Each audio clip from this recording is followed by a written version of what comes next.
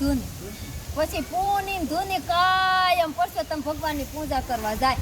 કાયમ પરસોત્તમ ભગવાનની પૂજા કરે, કાયમ ઘેર આવીને કામકાજ કરે. એમ કરતા કરતા બિચારી ધૂની તો ગરીબ હતી, ધૂની ગાંડી કેલી હતી, ધૂનીને કાંઈ ખબર પડતી નહોતી.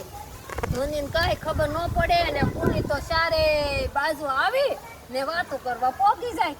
બધે અફાલા ને ગફાલા કરે, બધાયની વાતો કરે ને હાજે હોઈ જાય. ને ધૂની તો બિચારી ભગવાનની ભગત હતી, તે આખો દી કથા કીર્તન કર્યા કરે, પરસોત્તમ ભગવાનનું નામ લીધા કરે. એમ કરતા કરતા ગણેશોય આવી, ગણેશોય આવવાની થઈ તો ત્રીજ ને બીજ આવી. જ્યાં પેલા છે ને ગણપતિ વેસવા આવતા, તે 3 રૂપિયા ને 4 રૂપિયાના ગણપતિ દેતા. તે ઈ કે ગણપતિ લ્યો, કોઈ ગણપતિ ઈ કે પૂની ધૂની બેઠ્યું વાતું કરે.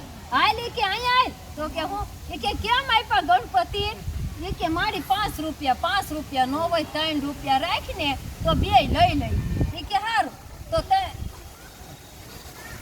3 રૂપિયા રાખ્યા. પૂનીએ ગણપતિ લીધા, ધૂનીએ ગણપતિ લીધા. તો પૂની તો બિચારી ગોખલ્યો હતો ઉંદેડાનો અવતારનો, એમાં ગણપતિ નાખી દીધા પૂનીએ.